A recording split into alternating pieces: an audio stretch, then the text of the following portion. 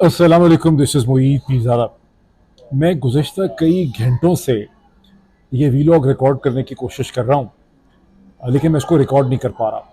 और एक बार फिर कोशिश करने लगा हूँ, कम से कम 8 या 10 दफ़ा कोशिश कर चुका हूँ। और जो लॉन्गेस्ट मैंने वीडियो रिकॉर्ड की वो तकरीबन 22-23 मिनट की थी, लेकिन मैंने उसको डिस्कार्ड कर दिया। और ये कई दफ़ा होता है। ये इनफैक्ट बैरिस्टर शहबाज गिल साहब का, सॉरी बैरिस्टर कह रहा हूँ, शहबाज गिल, डॉक्टर शहबाज गिल का जिक्र जो है वो बहुत होने लग गया मेरे वीलॉग्स के अंदर। कहीं नाराज़ ही ना हो जाए। लेकिन Shahbaz Gill is very honest, is very candid. उन्होंने मुझसे ये एतराफ़ किया चंद दिन पहले कि कई दफ़ा वो अपना वीलॉग रिकॉर्ड करते हैं, 10 मिनट, 15 मिनट, 20 मिनट रिकॉर्ड कर चुके होते हैं, और उसके बाद उनको लगता है कि मैंने ये ठीक इसको हैंडल नहीं किया, सब्जेक्ट को मैंने लफ्ज़ गलत इस्तेमाल किए हैं, गलत बोल दिया है, मुझे ये नहीं कहना चाहिए था, और वो उसको डिस्कार्ड कर देते हैं। तो मेरे साथ भी होता है। आपको मैं लेट मी मेक, देखिए अच्छा होता है इस चीज़ को शेयर करना।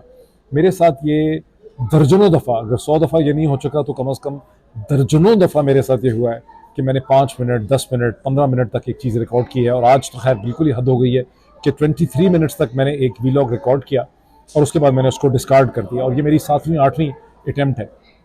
और मैं एक बार फिर कोशिश कर रहा हूँ, और कुछ पता नहीं है कि ये अब मैं इसको भी मैं पब्लिश करता हूँ या मैं इसे भी डिस्कार्ड कर देता हूँ। मैं एक चीज़ कहना चाह रहा हूँ, it is between you and me. और मैं कुछ एक्सप्लेन करना चाह रहा हूँ, लेकिन जब मैं उसे एक्सप्लेन करने बैठता हूँ तो मेरे अल्फाज, मेरे जुमले उलझ जाते हैं। मुझे ऐसा लगता है कि मेरी चॉइस ऑफ वर्ड जो है वह अप्रोप्रिएट नहीं है, और शायद उससे गलतफहमी पैदा होगी, उसको सही समझा नहीं जाएगा। तो फिर मैं उसको देखता हूँ और फिर मैं उसको डिस्कार्ड कर देता हूँ। मैं मेरा जो उन्वान है, मौजूद सुखन है, वो ये है कि इमरान खान क्यों मेरा और मेरी तरह लाखों करोड़ों पाकिस्तानियों का लीडर है, बावजूद इसके कि इमरान खान एक बंदा बशर है, एक इंसान है, इंसान ख़ता का पुतला है। और इमरान खान में बड़ी कमज़ोरियाँ हैं, इमरान खान ने बड़ी गलतियाँ की हैं, इमरान खान ने बड़े ब्लंडर किए हैं, इमरान खान की अंडरस्टैंडिंग में बड़े शगाफ रहे हैं। लेकिन इसके बावजूद इमरान खान मेरी नज़र में और बहुत से और लोगों की नज़र में कायद आज़म मोहम्मद अली जिन्ना के बाद गुज़िश्ता 75 बरस की पाकिस्तानी तारीख़ का सबसे इम्पोर्टेंट सियासी, पॉलिटिकल और पाकिस्तान का लीडर है, पाकिस्तानी कौम का। आपको याद होगा कि पहले मैं गुज़िश्ता कई महीनों में ये कहता रहा हूँ कि गुज़िश्ता 75 बरस की तारीख़ में दो ही लीडर हैं। इमरान खान को आज से कई महीने पहले मैं ये कहा करता था कि इमरान खान को पाकिस्तान की तारीख़ में आप सिर्फ जुल्फ़िकार अली भुट्टो के साथ कंपेयर कर सकते हैं, और किसी के साथ इमरान खान को मैच नहीं आप कर सकते। लेकिन अब जो सूरत हाल डेवलप कर चुकी है, और जिस तरह से इमरान खान ने प्रिंसिपल स्टैंड लिया हुआ है पाकिस्तान की पॉलिटिक्स के हवाले से, पाकिस्तान के मुस्तकबिल के हवाले से, जो जुर्रतमंदाना स्टैंड लिया है, अब मैं बहुत आसानी से बिला मुबालगा ये कह सकता हूँ कि वो इमरान खान जो अडयाला के जेल में बंद है और जिसे लाखों पाकिस्तानी परस्तार उसके आज मुर्शद कहते हैं, मुर्शद समझते हैं, वो कायद आज़म मोहम्मद अली जिन्ना के बाद बिलाशुबा, विदाउट एग्जैजरेशन, पाकिस्तान की तारीख़ का सबसे इम्पोर्टेंट लीडर है, हमारा लीडर है। बावजूद इसके कि इस इमरान खान में बहुत सी इंसानी कमज़ोरियाँ हैं, इसने बहुत सी गलतियाँ की हैं, इसने बहुत से ब्लंडर्स किए हैं, लेकिन इंसान ख़ता का पुतला है। और हम इस इमरान खान को कोई सलाहुद्दीन अयूबी के साथ, या खुदा ना खास्ता कोई हज़रत उमर फ़ारूक रज़ी अल्लाह ताला अन्हो के साथ, या खालिद बिन वलीद के साथ कंपेयर नहीं कर रहे, उस कसौटी के ऊपर नहीं परख रहे। हम इमरान खान को जब देखते हैं पाकिस्तान के असर हाज़र में, तो हमारे पास क्या ऑप्शंस हैं। हम एक तरफ हमें जनाब मोहतरम इज़्ज़त माब हमटी डमटी अनोखा लाडला जनाब नवाज़ शरीफ साहब, जो मेरे ख्वाब में आते रहते हैं हर वक्त ही, और वो मैंने पूरा एक वीलॉग करना है उन ख्वाब के हवाले से, तो वो नवाज़ शरीफ नज़र आते हैं, या उनके भाई जो हैं शहबाज शरीफ साहब नज़र आते हैं, या उनके साहिबजादे हमें हमजा शहबाज नज़र आते हैं, या उनकी साहिबजादी हमें नज़र आ जाती हैं, नवाज़ शरीफ साहब की साहिबजादी मरीम नवाज़ नज़र आती हैं, या उनके ख़ानदान के लोग नज़र आते हैं। दूसरी तरफ हम नज़र दौड़ाते हैं तो हमें आसिफ अली जरदारी नज़र आते हैं, उनके साहिबजादे जनाब बिलावल जरदारी भुट्टो नज़र आते हैं, उनकी बेटियां नज़र आ जाती हैं। एक तीसरे कोने में शुमाल में हम नज़र दौड़ाते हैं तो हमें इसे कहते हैं जनाब मौलाना फजलुर रहमान नज़र आ जाते हैं, या उनकी तरह के लोग नज़र आ जाते हैं। या फिर और हम इस्लामाबाद के साथ दूसरा शहर देखते हैं तो हमें कुछ ऐसे बड़ी बड़ी अक्लमंद लोग नज़र आते हैं जो आजकल ये क्लेम कर रहे हैं कि वो 95% जो है उनका पॉपुलैरिटी फिगर जो है वो 95% पहुँच चुका है। इन सेट्स ऑफ सर्कमस्टांसिस में हम इमरान खान को पाकिस्तान का दी लीडर जो है वो समझते हैं। लेकिन एक चीज़ जिसको मैं एक्सप्लेन करना चाहता था, और ये मेरे जहन में उस दिन से ये सवाल खड़ा हुआ, मैंने कोशिश की मैं इसको एक्सप्लेन करूं, मुझे मौका नहीं मिला। आज डेवलपमेंट्स इतनी ज़्यादा नहीं थी ही, डेवलपमेंट्स तो हर दिन ही होती हैं, आप जितना मर्जी चाहे उनको एग्जैजरेट कर लें, कह रहे हैं हवाओं के रुख बदल रहे हैं। आज भी डेवलपमेंट थी, लेकिन सब डेवलपमेंट्स को छोड़ते हुए जो डेवलपमेंट मुझे सबसे इंटरेस्टिंग लगी वो थी जब मुझे पता चला कि जो एक एहतसाब अदालत जो है जहां नैब ने रेफरेंस दाखिल किया था अलकादर ट्रस्ट के हवाले से, उसने पाकिस्तान के property tycoon, real estate market के टाइकून जनाब मलिक रियाज साहब और उनके साहिबजादे अली मलिक रियाज जो हैं, उनके भी उन्होंने नाकाबिल गिरफ्तारी वारंट के साथ उसके बैरिस्टर शहजाद अकबर जो हैं, उनके वारंट जो हैं वो जारी कर दिए हैं, नॉन बेलेबल अरेस्ट वारंट्स। तो मुझे इसमें बड़ी हंसी इसलिए आई कि गुज़श्ता कई हफ्तों से दावा किया जा रहा था कि मलिक साहब जो हैं उन्होंने इमरान खान के ख़िलाफ़ जो है वीडियोस रिकॉर्ड कर दी है, ये करने वाले हैं। सो मच हो कि जावेद चौधरी साहब, पाकिस्तान के प्रोमिनेंट टेलीविजन एंकर पर्सन जिनका मलिक रियाज साहब से बड़ा ताल्लुक है, उन्होंने भी इसके हवाले से एक वीलॉग किया या क्लेम किया, और उसके बाद से था कि भी मलिक साहब की वीडियो जो है आने वाली है। तो अब जब उनकी नाकाबिल ज़मानत वारंट उनके इशू हो चुके हैं गिरफ्तारी के, तो ये क्लियर है कि मलिक साहब ने वो मशहूर वीडियो जो है वो रिकॉर्ड नहीं की जिसकी कि बहुत ज़्यादा तवक्को थी। और it is a matter of great strength of character. ज़ाहिर दबाव उन पर बहुत था, और उनकी इतने मटेरियल इंटरेस्ट हैं, इतने उनके फाइनेंशियल इंटरेस्ट पाकिस्तान से वाबस्ता है कि अंदाज़ा लगा सकते हैं कि उनके ऊपर कितना दबाव होगा। लेकिन इससे एक और भी चीज़ पता चलती है, इससे ये भी चीज़ पता चलती है कि मलिक साहब is one of the most intelligent man जो पाकिस्तान ने बिजनेसमैन पैदा किया है। लेकिन मलिक साहब ने भी अपना हिसाब किताब किया हुआ है कि ऐसा कोई इंटरव्यू रिकॉर्ड करना इमरान खान के खिलाफ या कन्फेशनल स्टेटमेंट देना या वादा मावा गवाह बन जाना जो है ये मुनासिब नहीं होगा। और मलिक साहब बहुत इंटेलिजेंट आदमी है, और इससे आपको पता चलता है कि मलिक साहब भी एक फ्यूचर के हवाले से मलिक साहब का एक पर्सपेक्टिव है कि मलिक साहब मुस्तकबिल को देख रहे हैं ख़ास तरीके से। बाकी आप समझदार लोग हैं, आप भी जो है वो समझ जाएंगे इस चीज़ को। अब मैं वापस आता हूँ इस चीज़ पे कि मैं क्यों ये वीडियो कर रहा हूँ कि Imran Khan is my leader and Imran Khan is leader of the crores of Pakistani. बावजूद इसके कि इमरान खान के अंदर बहुत सी कमज़ोरियाँ हैं, बहुत से फेलियर्स हैं, इमरान खान ने बहुत से ब्लंडर किए हैं।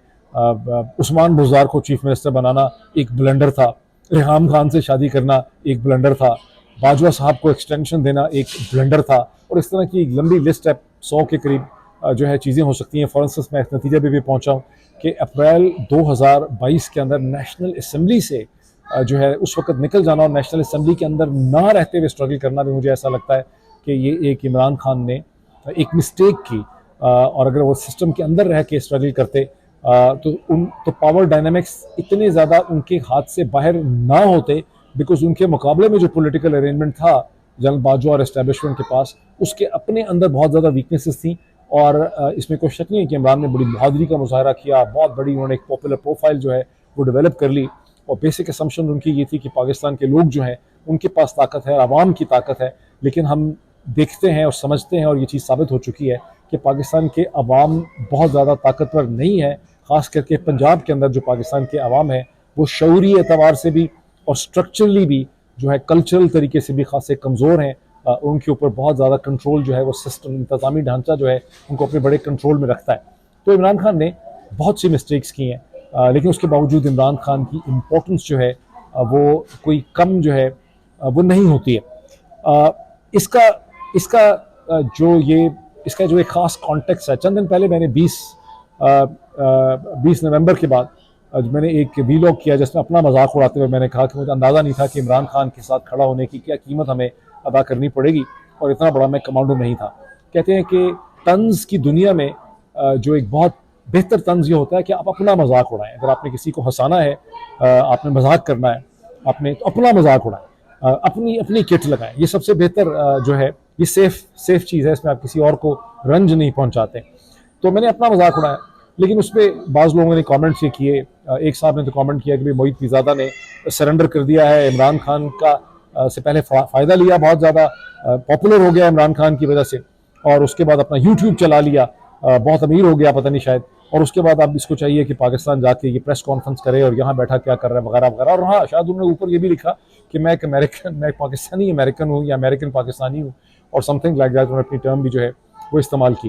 तो मैं देख रहा था कि नॉट दैट, वो ठीक है, उनको अपना कमेंट करने की पूरी इजाज़त है, उनको चाहिए कि कमेंट करें। लेकिन मुझे यहाँ से समझ आई कि बहुत से लोगों के जहनों में, जो अच्छे लोग हैं, उनके जहनों में इन तमाम इश्यूज़ के हवाले से बहुत ज़्यादा कन्फ्यूजन पाई जाती है, बड़ी मिसअंडरस्टैंडिंग उनके जहन में पाई जाती है। मैं इसे क्लियर करना चाहता हूँ। मेरी स्ट्रगल, और जिस स्ट्रगल के लिए मैंने बड़ी कीमत मुझे अदा करनी पड़ी है, मुझे पाकिस्तान छोड़ना पड़ा। मुझे अमेरिका में रहने का कोई शौक़ नहीं था। मैं अमेरिका में 2 या 3 दफ़ा पहले रह चुका हूँ। मैं कई बरसों से अमेरिकन रेजिडेंट था, लीगल रेजिडेंट था, मेरे पास सारे राइट्स थे, मैं ब्रिटिश सिटीज़न था, मेरे पास ब्रिटिश पासपोर्ट हैं। लेकिन I have always chosen to live inside Pakistan, because Pakistan मेरी शनाख्त, मेरी identity. I am one of the most blue blooded Pakistanis. मैं सिस्टम का एक इंटेग्रल एंट्रेंच कंपोनेंट था। मैं समझता हूँ ये बहुत बड़ा प्रिविलेज है किसी मुल्क में कि आप एक टेक्स्ट पे आपको प्रेसिडेंट से मुलाकात हो सकती हो, प्राइम मिनिस्टर तक आपको एक्सेस हो, सारे की ministers, finance minister, foreign secretary, की सेक्रेटरीज तक आपको एक्सेस हासिल हो। आप आर्मी चीफ से मिल सकते हो, आप DGI से मिल सकते हो, आप टॉप आर्मी लीडरशिप से मिल सकते हो। और फिर ये कि उस मुल्क में जो चीफ एग्जीक्यूटिव क्लास पाई जाती है, बैंक्स के प्रेसिडेंट हैं, टेलीकॉम कंपनीज के CEOs हैं, टेक्सटाइल इंडस्ट्री के जो बड़े इंपॉर्टेंट डिसीजन मेकर्स हैं, इंपोर्टर हैं, एक्सपोर्टर हैं, फाइनेंशियल इन्वेस्टर्स हैं, सेठ हैं, मैन्युफैक्चरर्स हैं, सेलिब्रिटीज़ हैं, उन तमाम तक आपको एक्सेस हो। तो आप उस मुल्क को छोड़ के कहीं और जाके एक गुमनामी की ज़िंदगी सड़कों पे जाके बसर नहीं करना चाहेंगे। ये कोई ट्रेड ऑफ नहीं है जो बाज़ लोग ये समझते हैं। ये अमेरिका आना, अमेरिका में आके रहना, इन खूबसूरत जगहों पे फिरना, एक ऐसे नए नौजवान जिसकी उम्र 20 समथिंग हो, उसके लिए तो कोई इंटरेस्टिंग चीज़ हो सकती है, उसको कोई इसमें अपॉर्चुनिटीज़ अपने लिए नज़र आ सकती हैं। लेकिन एट माई एज, जब आप एक सिस्टम का इंटेग्रल कंपोनेंट बन चुके हों, उसके अंदर इंट्रेंच हो चुके हों, तो ये कोई अट्रैक्टिव चीज़ नहीं है इस चीज़ की। इसी तरह से यूट्यूब के हवाले से जो लोगों के जहन में बेवकूफ़ी पाई जाती है, बहुत ज़्यादा नादानी पाई जाती है। यूट्यूब की पहले तो मैं कोई इतना बड़ा यूट्यूबर हूँ भी नहीं, जिस तरह से और बहुत से लोग हैं। मेरे कोई मिलियन तो व्यूज़ होते नहीं है, ना मेरे कोई उस तरह से चक्कर है। लेकिन यूट्यूब की दुनिया के अंदर मुक़य्यद हो जाना जो है, ये ना कोई अचीवमेंट है, ना कोई कामयाबी है, ये कुछ भी नहीं है। ये उसके लिए इम्पोर्टेंट हो सकता है जो नौजवान जिसको कोई जानता ना हो, जिसको यूट्यूब से पजीराई मिले, उसको शोहरत मिल जाए, सडनली उसका नाम होने लग जाए, उसको लोग जानने लग जाएँ, उसको कुछ इनकम होने लग जाए। एक ऐसा टेलीविज़न एंकर पर्सन जिसको जो रिकग्नाइज हो चुका हो, क्योंकि 2009 में मुझे स्टेट डिपार्टमेंट ने ऑफिशियली सेलेक्ट किया। सेक्रेटरी क्लिंटन ने मुझे खुद से कहा, हिलरी क्लिंटन ने, कि I had seen all the videos और मैंने आपको खुद सेलेक्ट किया बिकॉज मैंने जब सबके क्लिप्स देखे, सबकी मैंने प्रोफाइल देखी, तो I thought that you are the most professional and the most neutral on international relation. हमने आपको सेलेक्ट किया इंटरव्यूज़ के लिए। फिर मैंने सेक्रेटरी क्लिंटन के 3 दफ़ा इंटरव्यू पाकिस्तान में किया, 1 दफ़ा अमेरिका में किया। इसी तरह दुनिया की बहुत सी इंपॉर्टेंट लीडरशिप जो है उसके साथ मुझे इंटरव्यू करने का मौका मिला। प्रिंस तुर्की अल फैसल के साथ मेरी पर्सनल फ्रेंडशिप डेवलप कर गई साल्जबर्ग के फोरम में। हर साल वो मुझे वहाँ पर बुलाते रहे, 4 दफ़ा मैं वहाँ पे गया। इसी तरह महमूद अब्बास जो पैलेस्टीनियन प्रेसिडेंट हैं, उनके साथ मैंने इंटरव्यू किया। अमेरिका की बड़ी इंपॉर्टेंट की लीडरशिप, सेनेटर जॉन मैकेन के साथ, जॉन कैरी, बहुत लोगों के साथ मैंने जो है वो इंटरव्यूज़ वगैरह किए। तो यूट्यूब जो है वो मेरे लिए कोई बाइसे शोहरत या रिकग्निशन या कोई इससे को बहुत ज़्यादा मेरी मटेरियल वेलबींग में इजाफा नहीं हो गया। इनफैक्ट ये है कि गुज़श्ता 20 महीनों में जो कुछ हुआ, 20-21 महीनों में मुझे औने पौने में अपनी बहुत सी चीज़ें बेचनी पड़ी। मुझे पाकिस्तान से बाहर निकलना पड़ा। मुझे बहुत ज़्यादा इसका नुकसान हुआ, बहुत ज़्यादा नुकसान हुआ। मैं आपको क्या बताऊं कि कितना ज़्यादा नुकसान हुआ मुझे। ह्यूज मटेरियल लॉसेस, मैं उसको क्वान्टिफाई भी नहीं कर सकता। आप मुझे बहुत और ये मैं आपको इसको सम अप करता हूँ, इसकी मैं डॉट कनेक्टिंग करता हूँ कि इसकी इंपॉर्टेंस क्या है। मेरी स्ट्रगल इमरान खान के लिए नहीं है। मेरी स्ट्रगल, मेरा स्टैंड पॉइंट पाकिस्तान की हिस्ट्री के हवाले से है। बिकॉज मेरा पाकिस्तान की तारीख के ऊपर एक बड़ा डेफिनेटिव स्टैंड पॉइंट है, मेरी कन्विक्शन है। मेरी तरह के हज़ारों लोग आपको अमेरिका में, नॉर्थ अमेरिका के अंदर, बरतानिया में, यूरोप में मिलेंगे जो उनका ज़राए इब्लाग से ताल्लुक़ है, थिंक टैंक्स के साथ ताल्लुक़ है, यूनिवर्सिटीज़ के साथ ताल्लुक़ है, या कहीं भी उनका ताल्लुक़ है, जिनका अपने मुल्क और अपने की तारीख़ के ऊपर उनका एक सॉलिड पर्सपेक्टिव, उनकी पोजीशन होती है।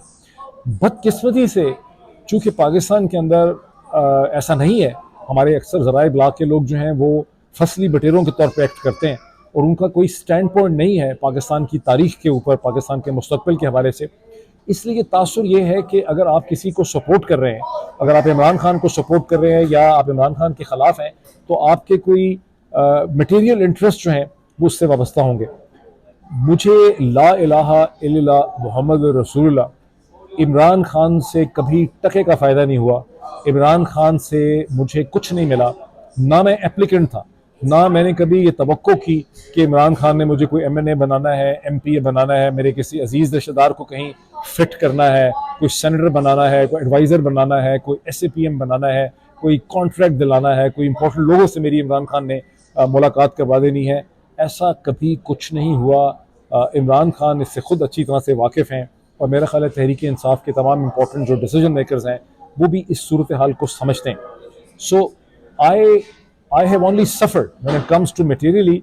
मुझे इमरान खान को अच्छा, और फिर ये कि बार बार मैं ये कह रहा हूँ, बार बार मैं समझाना चाहता हूँ, I am not suffering because of Imran Khan, but ये एक लोगों के जहनों में बात बैठ गई है, जिस तरह से नैरेटिव बनाया गया है कि इमरान खान की वजह से, कोई इमरान खान के हम जो हैं शहर में गिरफ्तार हैं, इमरानडू हैं, कल्ट पॉलिटिक्स का हिस्सा हैं, बेवकूफ़ हैं, चूतिए हैं, नादान हैं, कि इमरान खान ने हमारे दिलो दिमाग के ऊपर कब्जा कर लिया है। पता नहीं किसी और के साथ ये हो सकता हुआ हो। मैं एक मैच्योर आदमी हूँ। To me Imran Khan is quintessential to Pakistan's future at this moment. जिस तरह से सेकेंड वर्ल्ड वॉर में विंस्टन चर्चिल के बगैर सेकेंड वर्ल्ड वॉर डिफाइन नहीं होती। विंस्टन चर्चिल मोटा, फ्लैबी, बदमाश, रेसिस्ट भी था, हिंदुस्तानी लोगों से, मुसलमानों से बड़ी नफरत भी करता था, फ़लस्तीनियों के हवाले से उसके बड़े ही नेगेटिव कमेंट्स मैंने पढ़े हैं। लेकिन सेकेंड वर्ल्ड वॉर में जो कामयाबी है वेस्टर्न वर्ल्ड की, वो विंस्टन चर्चिल के विजन के बगैर डिफाइन नहीं हो सकती। अगर ब्रिटेन को 1939-1940 में Winston Churchill as a leader न मिलता, जो सरेंडर करने से, हथियार डालने से इनकार कर देता और स्टैंड ले लेता against the Nazi and the Germans and the Hitler, तो फिर शायद तारीख जो है वो मुख्तलिफ होती। इसी तरह पाकिस्तान की तारीख के इस लम्हे के ऊपर इमरान खान जो है वो is a man, is a leader of supreme importance. तो जो मैं पोजीशन लेता हूँ वो इमरान खान के लिए लगती है देखने में on the face of it, लेकिन वो इमरान खान के लिए पोजीशन नहीं है। ये पोजीशन पाकिस्तान के लिए है, पाकिस्तान के इंस्टीट्यूशंस के लिए है। मेरा बड़ा फर्म और क्लियर एनालिसिस है कि जनरल बाजवा ने ना सिर्फ पाकिस्तान को बेट्रे किया, बल्कि बदकिस्मती से जनरल बाजवा ने अपने इदारे को, अफवाज पाकिस्तान के बेस्ट पॉसिबल जो इंटरेस्ट हैं उन्हें बेट्रे कर दिया। और अब इदारे एक ऐसी मुश्किल सिचुएशन में फंस चुके हैं कि उसमें से निकलने के लिए उनको जिस क्वालिटी की, जीनियस किस्म की एक लीडरशिप चाहिए, कैपेबिलिटी चाहिए, वो इस वक्त उनके पास नहीं है और वो एक बहुत बड़े भंवर में जो है वो फंस चुके हुए हैं। तो ये वो चंद चीज़ें हैं जो मैं बात करना चाह रहा था, अभी भी नहीं कह सका ठीक तरह से। आप में से जो लोग समझ चुके हो वो समझ चुके होंगे, जो नहीं समझ सकते वो मैं समझा नहीं इसको पा रहा ठीक तरह से। देखिए, आप इससे अंदाज़ा लगाएं कि मैं पाकिस्तान में एक बहुत ही खुशी किस्म की जॉब भी करता था। 3 मिलियन प्लस का तो मेरा सैलरी पैकेज था, यूट्यूब से भी कुछ ना कुछ मुझे मिल जाता था। उसके अलावा मैंने पाकिस्तान के बिजनेस सर्कल को कल्टीवेट किया अपनी पब्लिकेशन में, और मेरा जो सबसे बड़ा सोर्स ऑफ स्ट्रेंथ था वो रिलेशनशिप था जो मैंने पाकिस्तान की चीफ एग्जीक्यूटिव क्लास जो है, जिसमें फाइनेंशियल इंस्टीट्यूशन, जिसमें बैंक्स, जिसमें टेक्सटाइल इंडस्ट्री, जिसके अंदर सेठ, जिसमें मैन्युफैक्चरर, इंपोर्टर, एक्सपोर्टर, और फिर डिप्लोमेटिक कोर जो है वो थी। और मैं इस लिहाज से मैं उस पूरे सिस्टम के अंदर बहुत एंट्रेंच था। लेकिन क्या मुझे अफसोस है कि मुझे वो सब कुछ छोड़ना पड़ा? हाँ, मुझे है, इसका अफसोस है मुझे। ये भी बड़ा गलत होगा, मैं कोई इतना फिर अपने आप को हीरो बनाने वाली बात है कि मैं कहूँ कि नहीं मुझे उसका दुख नहीं है। लेकिन ऑन दी अदर हैंड मुझे ऐसा लगता है कि मैंने जो कुछ भी मेरा स्टैंड है, I am on the right side of history. अब वंस अगेन इसको समझाना कोई आसान काम नहीं। मुझे ऐसा लगता है that I am on the right side of history. शायद मैं बहुत देर तक पाकिस्तान वापस ना जाऊँ अगर अल्लाह ने मौका दिया। मैं बहुत इंटरेस्टेड हूँ, मेरा बहुत इंटरेस्ट जो है वो डेवलप कर गया है on the interface of the world of Islam and West. और अगर मुझे अल्लाह ने मौका दिया और मैं चाहूँगा कि आप लोग मेरे रीडर बने, I would like to write about it, I would like to speak about it, the challenge that exists between the Muslim world and the West, और कैसे मुस्लिम दुनिया जो है वो जमहूरियत नहीं है, वो डेमोक्रेसी नहीं है, और कैसे इसकी ज़रूरत है कि मुस्लिम दुनिया जमहूरियत की दुनिया में डेमोक्रेटिक ईथोस जो है उसका हिस्सा बन सके। अब मैं एक दो एग्जांपल्स आपको देता हूँ कि मज़ीद उसमें आप मुझे बेहतर समझ सकेंगे। मैं जब बहुत छोटा था, तीसरी चौथी जमात में पढ़ता था, तो उस ज़माने में जो पॉकेट साइज़ किताबें होती हैं लिटरली उर्दू में, जो जिसमें बायोग्राफी की किताबें होती हैं, सवा उमरी जिसे कहते हैं, लाइफ स्टोरी जो होती है बड़े लीडरान की, उसकी किताबें उर्दू में बहुत बिकती थी। और जिसमें जहांगीर और औरंगज़ेब, शाहजहां, बाबर, हुमायूं, नूरजहां, जमालुद्दीन अफगानी, शाह वलीउल्लाह, इस तरह की जो पॉकेट साइज़ किताबें जो लिटरली आप पॉकेट में डाल सकते हैं, उस तरह की जितनी भी किताबें पाकिस्तान की मार्केट में पब्लिश हुई थी वो सब मैंने तीसरी चौथी जमात में पढ़ डाली, जिसके अंदर एक बड़ा सिंपलिस्टिक व्यू भी होता है हिस्ट्री का, जिससे आप कह लें कि एक चाइल्ड्स व्यू ऑन हिस्ट्री और नेशनल आइडेंटिटी जो है वो मैंने सारी पढ़ दी।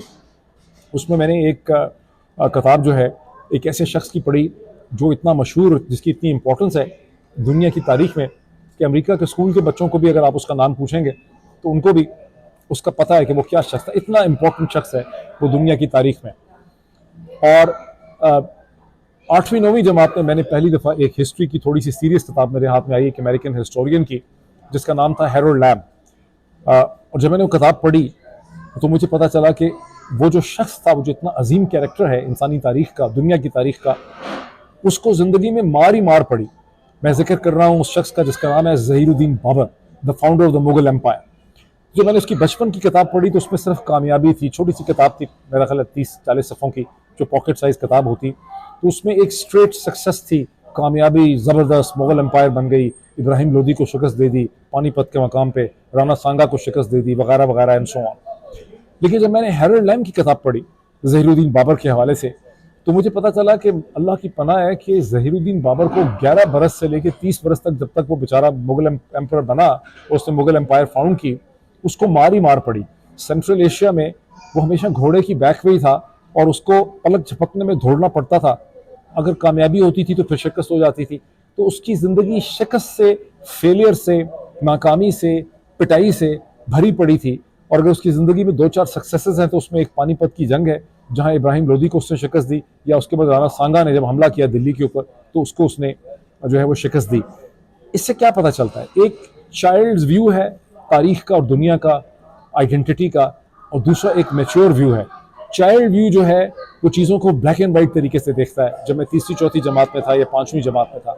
और जो मैच्योर व्यू है वो आपको शेड्स ऑफ ग्रे के साथ देखता है। मैं जब इमरान खान को उसकी तमाम तर मिस्टेक्स, गलतियां, ब्लंडर्स के साथ देखता हूं तो मैं उसको एक एडल्ट के मैच्योर व्यू से देखता हूं, जिसमें इमरान खान ने बेतहाशा गलतियां की। फॉर इंस्टेंस नेशनल असेंबली से निकल जाना, मैं समझता हूं इन हाइंडसाइट 2022 में मैंने इस पर सीरीज़ ऑफ वीलॉग किए अप्रैल में, जब इमरान खान ने फैसला किया, और मैंने उनका जिक्र बड़ा खुल के अपने वीलॉग में किया। मैंने असद उमर से डिस्कस किया, मैंने फवाद चौधरी से डिस्कस किया, on Abbas, senator on Abbas जो थे वो मसलसल मुझे रोज़ कहें कि मुझे लगता है कि हमारा ये फैसला नेशनल असेंबली छोड़ने वाला गलत होगा, क्योंकि बहुत से उन्होंने मुझे एक्सप्लेन किया। असद उमर ने मुझे ये कहा कि लगता तो मुझे भी ये है कि गलत फैसला है, लेकिन यह है कि जब इमरान खान ने कई दफ़ा ऐसे फैसले किए हैं कि बाद में हमें एहसास होता है कि उनका फैसला जो है वो सही साबित होता है। फवाद चौधरी ने की बातों से भी मुझे लगा कि वो समझते थे कि लॉजिकल नहीं है फैसला, लेकिन उन्होंने कहा अगर इमरान खान ने अपना माइंड बना लिया है, जब खान अपना माइंड बना लेता है तो फिर उसको कोई जो है रेजिस्ट नहीं कर सकता, उसकी बात जो है वो माननी पड़ती है। लेकिन मैं एनालिस्ट हूँ, दिस इज व्हाट मैं आपको जो चीज़ कहना चाहता हूँ। देखिए इसको ज़रा इस तरह से देखें, अगर मैं एस्पिरेंट होता SAPM का, एडवाइज़र का, मिनिस्टरशिप का, मुझे कॉन्ट्रैक्ट चाहिए होते इमरान खान से, मेरी अपनी PR एक्सरसाइज का इमरान खान के ऊपर ताल्लुक होता, तो फिर मेरी ओपिनियन और एनालिसिस में ज़्यादा वजन होता, या उस मुईद पीरज़ादा के एनालिसिस में ज़्यादा वजन है जो ना कभी SAPM बनना चाहता था, ना एडवाइज़र बनना चाहता था, ना मिनिस्टर बनना चाहता था, ना उसको कोई कॉन्ट्रैक्ट चाहिए था, ना उसको कोई ओहदा चाहिए था, किसी से भी नहीं चाहिए था। मुझे तो सिर्फ अपने अपने फ्रीडम ऑफ एक्सप्रेशन में जो सबसे बड़ी जो मेरा लालच है वो ये कि मेरा एक स्टैंड पॉइंट है और मुझे उस स्टैंड पॉइंट को एक्सप्रेस करने का मौका मिलना चाहिए। तो अगर मुझे और अगर मेरी सब ये प्रोफाइल होती तो फिर अगर मैं जब इमरान खान की तारीफ करता हूँ उसकी तो कोई वैल्यू नहीं होनी चाहिए। I think it's pretty logical, मंतकी बात है ना, कि अगर मुझे ये सारे फायदे इमरान खान से मिलने होते या मिले होते, या मैंने कोई सेनेटर बनना होता, या मैंने अपने पनिये को सेनेटर बनाना होता, तो फिर मेरी ओपिनियन की क्या वैल्यू थी? फिर तो शिट थी ओपिनियन सारी। फिर तो आप एक इंटरेस्टेड पार्टी हैं, तो मैं इंटरेस्टेड पार्टी नहीं हूँ। ये चीज़ मैं जो है आपके सामने बार बार जो चीज़ को एम्फसाइज़ करना चाहता हूँ कि इसको समझने की ज़रूरत है कि मुझे इमरान खान से ना कुछ मिला है, ना मुझे इमरान खान से कुछ लेना है। मैं इमरान खान को पाकिस्तान की तारीख़ के एक बहुत इम्पोर्टेंट लीडर की हैसियत से, जिसका एक बहुत इम्पोर्टेंट रोल है पाकिस्तान की तारीख़ में, उसकी हैसियत से मैं इमरान खान को जो है मैं सपोर्ट करता हूँ। पता नहीं मैंने ये क्लियर किया आपको कि नहीं क्लियर किया। मैं I look forward to your viewpoint on it. आपके कमेंट्स में देखता हूँ।